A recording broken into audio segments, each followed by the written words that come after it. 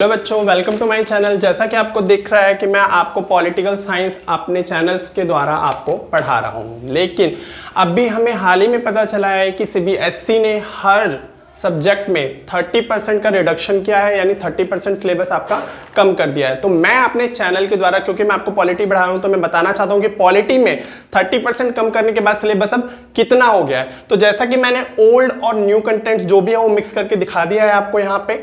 जैसे कि old contents यानी ओल्ड चैप्टर्स जो आपके थे वो सारे यहाँ पे लिखे हुए हैं, जो न्यू चैप्टर्स हैं वो मैंने यहाँ पे आपको लिख दिया है। हालांकि सीबीएसई ने भी सब कुछ इंग्लिश में ही दिया है, भी हिंदी में कुछ भी नहीं आया, तो मैंने अपनी तरफ से कोशिश की आपको हिंदी में समझाने की, अपना बेस्ट देने की, जिससे आपको इजीली चैप्टर्स जो है वो समझ में आ जाए। और जिन चैप्टर्स में क्या क्या नई चीजें ऐड हुई हैं वो मैं पीडीएफ के माध्यम से अपने लिंक में डालूंगा, बाकायदा मैं आपको वो यहाँ पर बताऊंगा भी। तो चलिए स्टार्ट करते हैं। सबसे पहले हम स्टार्ट करते हैं अपना वर्ल्ड पॉलिटी यानी कंटेम्पररी वर्ल्ड पॉलिटिक्स की, यानी फर्स्ट बुक।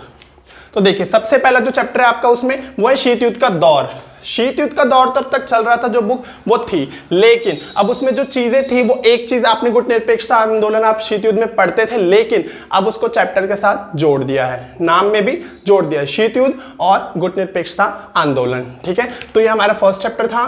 ठीक है, चेंज करने के बाद वो ये हो गया है अब नाम उसका। अब सेकंड चैप्टर पे आते हैं, दो ध्रुवीयता का अंत। देखिए, दो ध्रुवीयता के अंत में जो ये था, इसमें ये चैप्टर सब कुछ वैसा ही है, सब कुछ ठीक है, लेकिन इसमें दो ध्रुवीयता के अंत में जो आपका ये थर्ड चैप्टर था इसको पूरी तरीके से डिलीट कर दिया है। यानी इसमें अब ये चैप्टर जो है वो हटा दिया गया है, लेकिन इस दो ध्रुवीयता के अंत में ही आपको पढ़ना है कि अमेरिका का समकालीन विश्व में क्या वर्चस्व था, क्या अमेरिका का रोल था, अमेरिका की क्या पोजीशन थी। ठीक है, तो यही चीज आपको यहाँ पढ़नी है, लेकिन ये थर्ड चैप्टर जो है आपको यहाँ से हटा दिया गया है। अब आते हैं हम फोर्थ चैप्टर पे, सत्ता के वैकल्पिक केंद्र। सब कुछ वैसा ही है, बस नाम चेंज हुआ है, वो है सत्ता के नए केंद्र। ठीक है, अब हम आते हैं फिफ्थ चैप्टर पे, समकालीन दक्षिण एशिया। इसमें सारी चीजें वही हैं, हमें सब कुछ वैसे ही पढ़ना है जैसे हमें दिया हुआ था। अब हम आते हैं सिक्स्थ पे। सिक्स्थ टॉपिक में आपका, सिक्स्थ चैप्टर में आपका अंतरराष्ट्रीय संगठन। देखिए, इसमें क्या चेंज हुआ है, इसमें आपको बताया गया अंतरराष्ट्रीय संगठन तो वैसा ही है, यानी उसकी कब स्थापना हुई, उसकी क्या भूमिका थी, क्यों उसको बनाया गया, उसने क्या रोल प्ले किया, ये सारी चीजें आपको बताई गई हैं। साथ में आपको संयुक्त राष्ट्र और उसके संगठन, जो नया नाम आपका बना है वो अब है संयुक्त राष्ट्र और उसके संगठन, यानी उसकी कौन कौन सी बॉडीज है, जैसे यूनिसेफ है, यूनेस्को है, आईएलओ है, जो न्यू कंटेंट्स आपके जुड़े हैं वो ये हैं। अब उसके बाद आते हैं हम सेवंथ चैप्टर पे। सेवंथ चैप्टर का नाम क्या है, समकालीन विश्व में सुरक्षा, जो कि आपकी डिलीट हो गई है। ठीक है, आपके बुक से ये चैप्टर डिलीट हो गया है। अब हम आते हैं एट्थ पे। एट्थ है आपका पर्यावरण और प्राकृतिक संसाधन, ये चैप्टर भी आपका डिलीट हो गया है। अब हम आते हैं वैश्वीकरण। वैश्वीकरण जो लास्ट चैप्टर है इस बुक का, फर्स्ट बुक का, ये आपको पढ़ना है, ये हम पढ़ाएंगे आपको, और इसको सेम जो भी इसके टॉपिक्स हैं वो सारे आपको पढ़ने हैं। ठीक है, तो ये हुआ आपका फर्स्ट बुक का सिलेबस, जो आफ्टर 30% रिडक्शन के बाद या जो भी चीजें कम हुई है वो मैंने आपको बता दिया। अब हम आते हैं अपनी सेकंड बुक पे, जो कि है स्वतंत्र भारत में राजनीति। देखिए, इसका जो पहला चैप्टर है स्वतंत्र भारत राजनीति का, राष्ट्र निर्माण की चुनौतियां, इसमें सब कुछ वैसे ही पढ़ना है, जो ऐड हुआ है वो भी मैं बताऊंगा अभी, लेकिन अभी मैं चैप्टर्स के हिसाब से आपको बता रहा हूं, तो मैं उसको बता रहा हूं अभी यहां पर। दूसरा है आपका एक दल प्रभुत्व का दौर, जो कि ये चैप्टर है वो आपका डिलीट हो गया है। यानी कहने का मतलब है, इसमें जो एक प्रभुत्व का दौर जो था वो किसके बारे में था, वो कांग्रेस के बारे में था। जो कांग्रेस के बारे में जो मेन मोटिव कांग्रेस का जो था, कांग्रेस का क्या रोल था, कांग्रेस कैसे बना, कांग्रेस का कैसे वर्चस्व, यानी शुरू की पार्टी सिर्फ कांग्रेस थी, कांग्रेस को ही सारे बहुमत मिलते थे। कांग्रेस एक ऐसी पार्टी थी जो पूरे देश में फेमस थी, और उसके जैसा जनाधार और किसी का नहीं था, किसी और पार्टी का नहीं था। लेकिन अब यहाँ पे क्या हुआ है, एक दल का प्रभुत्व का दौर, ये चैप्टर डिलीट हो गया है। उसके बाद अब आपका थर्ड चैप्टर है, जो थर्ड चैप्टर है वो आपका नियोजित विकास की राजनीति। इसका सिर्फ नेम चेंज किया है, जो कंटेंट्स जो ऐड किए हैं उसमें टॉपिक्स वो मैं आपको बताऊंगा। यहां पे अब नेम चेंज करके थर्ड चैप्टर का नाम क्या रख दिया है, योजना और विकास। अब हम आते हैं फोर्थ टॉपिक पे, फोर्थ चैप्टर पे। फोर्थ चैप्टर का नाम है भारत के विदेश संबंध। ये आपको एज इट इज पढ़ने हैं, उसमें जो नई नई चीजें जोड़ी हैं वो मैं आपको बताऊंगा। अब फिफ्थ चैप्टर है कांग्रेस प्रणाली, चुनौतियां और पुनर्स्थापना। जो ये चैप्टर है ना, इस चीज को जरूर ध्यान दीजिएगा, क्योंकि जो कांग्रेस प्रणाली और चुनौतियां और पुनर्स्थापना है, इसी में जो ये कांग्रेस वाला ना एक दल के प्रभुत्व का दौर, देखिए यहां से ये चैप्टर खत्म कर दिया है, लेकिन जो कांग्रेस का एक दल वाला प्रभुत्व था, जो कांग्रेस के बारे में ये दल एक दल है ना, ये कांग्रेस के बारे में बोला गया, यही चीज अब यहाँ पे फिफ्थ चैप्टर में इसको जोड़ दिया, यानी ये चीज यहां मर्ज हो गई है, लेकिन यहां से चैप्टर डिलीट हो गया, खत्म कर दिया है। अब हम आते हैं आपका फिफ्थ पे, और देखिए एक चीज और यहां पे मैं भूल गया, उसके लिए सॉरी। कांग्रेस प्रणाली, चुनौतियां और पुनर्स्थापना, इसका नेम भी चेंज हो गया इस चैप्टर का। अब इसका नाम पड़ गया है पार्टियों और भारत में पार्टी प्रणाली। पार्टियों और भारत में पार्टी प्रणाली, यानी कौन कौन सी पार्टियां थी भारत में, पार्टी प्रणाली कैसे कैसे उनकी स्थापना हुई, ठीक है, वो पार्टियां कहां से उभर के और उन पार्टियों को क्या क्या आगे चल के रोल हुआ, कैसा कैसा उनको जो भी सीटें मिली उसके आधार पर उन्हें क्या जनाधार पाया और क्या क्या आगे किया। तो ये सारी चीजें इस चैप्टर में है आपकी। अब उसके बाद हमारा नेक्स्ट चैप्टर है लोकतांत्रिक व्यवस्था का संकट। लोकतांत्रिक व्यवस्था का संकट, लेकिन अब इसका नाम चेंज करके क्या हो गया, लोकतांत्रिक पुनरुत्थान। लोकतांत्रिक पुनरुत्थान। अब उसके बाद आपका 7वां चैप्टर है जो इस सेकंड बुक का, वो है जन आंदोलन का उदय। जन आंदोलन का उदय, जो कि डिलीट हो गया है आपका इस बुक से, ठीक है। उसके बाद है आपका क्षेत्रीय आकांक्षा। हालांकि इसमें भी बहुत सी चीजें डिलीट हो गई हैं, बट इसमें जो इंपॉर्टेंट चीज पढ़नी है आपको, वो मैं अभी भी यहां पे बता देता हूं आपको, वो है कश्मीर की समस्या। कश्मीर की समस्या में भी जो नई चीज ऐड हुई है ना आपकी, 5 को आपका राज्यसभा में और 6 को लोकसभा में, फिर उसके बाद 9 को इंप्लीमेंट हो गया था, यानी कश्मीर को लेके जो मुद्दा था वो अब क्या हो गया, पूरा देश हमारा एक हो गया है। किसी का अलग संविधान नहीं है, किसी का अलग झंडा नहीं है, किसी का अलग राष्ट्रगान, अब जो भी है वो सब एक हो गया है, ठीक है। ये इस चीज के बारे में हमें यहां पढ़ना है। तीसरा है आपको उसके बाद 9वां जो लास्ट चैप्टर है आपका, वो है आपका भारतीय राजनीति नए बदलाव। भारतीय राजनीति नए बदलाव, इसका सिर्फ नेम चेंज है। उस नेम में क्या नेम क्यों चेंज हुआ है, नेम इसलिए चेंज हुआ है क्योंकि जो बहुत सी चीजें ऐड की गई है ना, उसके कारण इनका नेम चेंज हुआ है, यही उसके पीछे रीजन है सिर्फ। अब है उसका लास्ट जो आपका टॉपिक था, लास्ट चैप्टर जो है 9वां, भारतीय राजनीति नए बदलाव। इसका नाम चेंज होकर क्या हो गया, भारतीय राजनीति शर्तें और विकास। ये आपका नेम चेंज होने के बाद हुआ है। अब मैं आपको फर्स्ट बुक के हिसाब से बताऊंगा कि क्या क्या कंटेंट्स आपके जुड़े हैं, ऐड हुए हैं।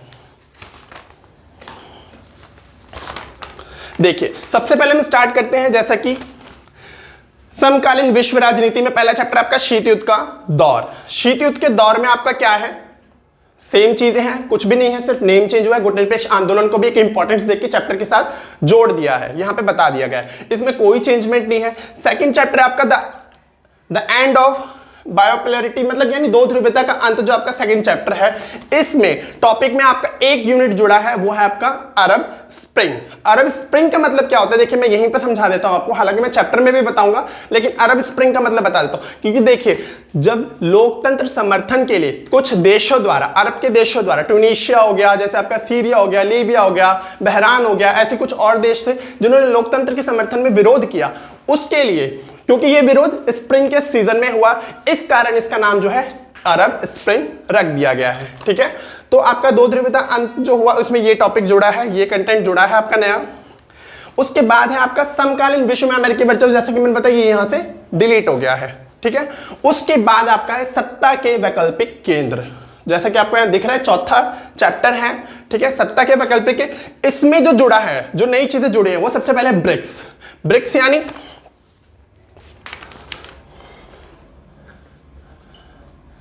ये कुछ देशों का ग्रुप है, इनके बारे में पढ़ना है। ब्रिक्स मतलब जैसे बी से मतलब ब्राजील, आर से रशिया, आई से इंडिया, सी से चाइना और एस से साउथ अफ्रीका, ठीक है। तो इनके बारे में पढ़ना है, इनके रिलेशन कैसे स्थापना हुई, कब कैसे हुआ, इनका सारा वो आपको केस पढ़ना है यहाँ पे। दूसरा है आपका रशिया, रशिया के बारे में पढ़ना है। तीसरा है आपका इंडिया, इंडिया के बारे में पढ़ना है, ठीक है। तो चौथा है आपका इजराइल, इजराइल के बारे में पढ़ना है। अब उसके बाद हम आते हैं आपका ये 4th चैप्टर कंप्लीट हो गया। 4th के बाद है 5th यानी 5th में जो चैप्टर इन्होंने कम करके दिया अकॉर्डिंग टू दिस सिलेबस, ठीक है। लेकिन मैं आपको यहां पे बताऊंगा, ये है अंतरराष्ट्रीय संगठन के बारे में। अंतरराष्ट्रीय संगठन का जो नया नाम इस चैप्टर का, छठे चैप्टर का जो चेंज हुआ है, वो है संयुक्त राष्ट्र और उसके संगठन। इसमें जो चेंजमेंट हुई है, उसमें आपको यूनेस्को के बारे में पूरा पढ़ना है। यहां तक हम सिर्फ नाम पढ़ रहे थे, ठीक है, अभी तक हम क्या पढ़े थे, यूनेस्को, यूनिसेफ, इन सब के बारे में। लेकिन अब हमें क्या पढ़ना है, हमें इसके बारे में डिटेल से पढ़ना है, यानी यूनेस्को के बारे में डिटेल से पढ़ना है, उसकी स्थापना कब हुई, उसका क्या रोल है, वो क्या क्या करती है, ठीक है, वो सारी चीजें हमें अब पढ़नी है यहाँ पे। उसके बाद दूसरा है यूनिसेफ, ठीक है, दूसरा यूनिसेफ, उसकी शाखाएं हैं, उसकी बॉडीज है, ठीक है, किसकी, यूनाइटेड नेशंस की। थर्ड है आपका ILO, यानी इंटरनेशनल लेबर ऑर्गेनाइजेशन, ठीक है, ये आपको पढ़ना है, ये 3 टॉपिक्स आपको पढ़ने हैं इसमें। लास्ट है आपका ये है आपका, इसमें एक टॉपिक जो मैंने बोला था ना, इसमें डिलीट हो गया, लेकिन इसी के बाद एक चीज आपको सिर्फ पढ़नी है, वो है टेररिज्म। टेररिज्म आप तक था क्या, ठीक है, हमें सिर्फ एक उसमें बताया गया था, लेकिन अब टेररिज्म को पूरे विस्तार से पढ़ेंगे, यानी टेररिज्म की परिभाषा बहुत से लोगों द्वारा जो दी गई है वो पढ़नी है, टेररिज्म कहां कहां फैला है, किन किन देशों में फैला है, उसका रिजल्ट क्या निकला है, ये सारी चीजें हमें पढ़नी। तो ये आपका फर्स्ट बुक का था, सॉरी, वो आपका कंप्लीट हो गया है। अब हम आते हैं आपके सेकेंड, यानी इंडियन पॉलिटी। अब है स्वतंत्र भारत में राजनीति। इसमें जो चेंजमेंट हुई है वो क्या क्या चेंजमेंट हुई है, किस चैप्टर में हुई है, वो मैं आपको बताता हूं। देखिए, सबसे पहले आपकी है राष्ट्र निर्माण की चुनौतियां। राष्ट्र निर्माण की चुनौतियां, यानी इसमें जो है आपका अब तक जो आप पढ़ रहे थे वो सब कुछ वैसे ही पढ़ना है, जो नई चीज ऐड हुई है वो हुई है ऐड आपकी क्या, कि आपको सरदार वल्लभ भाई पटेल का अब जो उनकी भूमिका थी वो इंपॉर्टेंस देते हुए उसके बारे में अब आपको ज्यादा पढ़ना है थोड़ा, ठीक है। दूसरा आता है आपका, फिर उसके बाद दूसरे चैप्टर, जैसा कि देखिए ये हो गया। अब यहां से मैंने आपको वहीं पे बता दिया था कि जो दूसरा चैप्टर है वो आपका डिलीट हो गया, लेकिन यहां पे जो कांग्रेस की इंपॉर्टेंस है ना, उसको यहां की जगह 5th में ही मर्ज कर दिया, वो 5th में ही आपको पढ़ाया जाएगा। लेकिन ये जो चैप्टर है आपका और चीजें जो थी इस चैप्टर्स में वो सारी डिलीट हो गई हैं, ठीक है। उसके बाद हम आते हैं थर्ड पे, यानी प्लान एंड डेवलपमेंट, यानी नियोजित विकास की राजनीति। जो पुराना नाम था नया नाम हो गया योजना और विकास। इसमें जो आपको पढ़ना है अब नीति आयोग। जैसा कि आप जानते हैं नीति आयोग का भी हाल ही में 2015 में, ठीक है, हुआ था। नीति आयोग के बारे में आपको क्या पढ़ना है, नीति आयोग के बारे में इसका चेयरपर्सन कौन है, अध्यक्ष कौन होता है, इसकी क्या क्या भूमिका होती है, इसके क्या क्या रोल्स होते हैं, क्या क्या कार्य होते हैं, वो सारी चीजें आपको इसमें पढ़नी है। उसके बाद हम आते हैं भारत के विदेशी संबंध। भारत के विदेशी संबंध में आपको क्या पढ़ना है, अब जो नई चीज ऐड हुई है वो है इजराइल के साथ भारत के क्या रिश्ते हैं, वो आपको पढ़ना है, ठीक है। दूसरा है आपका टॉपिक इसमें कि न्यूक्लियर प्रोग्राम जो है वो इसमें नया अपडेट हुआ है, वो आपको ऐड किया गया है, वो भी हमें पढ़ना है इसमें, ठीक है। अब उसके बाद आते हैं डेमोक्रेटिक, यानी लोकतांत्रिक व्यवस्था और संकट। लोकतांत्रिक व्यवस्था और संकट में क्या है कि आपका इसमें जो पढ़ना है आपको वो है आप जयप्रकाश नारायण के बारे में आपको पढ़ना है, ठीक है। दूसरा आपको पढ़ना है इसमें राम मनोहर लोहिया के बारे में। पहला किसके बारे में, जयप्रकाश नारायण के बारे में, दूसरा आपको राम मनोहर लोहिया के बारे में पढ़ना है। उसके बाद है आपका दीनदयाल उपाध्याय के बारे में, उनके द्वारा जो कार्य किए गए हैं। ये 3 लोग हैं, राम मनोहर लोहिया, ठीक है, जयप्रकाश नारायण और आपका दीनदयाल उपाध्याय, ठीक है। ये आपको पढ़ने हैं किसमें, लोकतांत्रिक व्यवस्था का संकट में। उसके बाद हम आते हैं आपका क्षेत्रीय रिस्प्रेशन, मतलब अब तक जो चेंजमेंट हुई है सिर्फ मैं वो आपको बता रहा हूं, उसमें बाकी जो नहीं हुई है यानी एज इट इज आपको हमें वो चीजें पढ़नी ही पढ़नी है। अब इसमें देखिए क्षेत्रीय आकांक्षा, हालांकि ये चैप्टर लगभग इसमें से सब कुछ कंटेंट्स बहुत सारे डिलीट हो चुके हैं, लेकिन जो मेन टॉपिक हमें पढ़ना है इसमें वो क्या है आपका कश्मीरी समस्या। जैसा कि मैंने आपको बताया था कि 5 में राज्यसभा में पारित हुआ, 6 में लोकसभा में और फिर 9 को इंप्लीमेंट हो गया, यानी भारत के कश्मीर, जम्मू कश्मीर का जो मसला था वो उसे सॉल्व करके 2 केंद्र शासित प्रदेशों में बांट दिया गया, ठीक है। और वो सारी चीजें अब यानी भारत पूरा एक हो गया, तो वही चीजें इसमें बताई गई है। मेन फोकस इस पे किसमें, कश्मीर समस्या पे।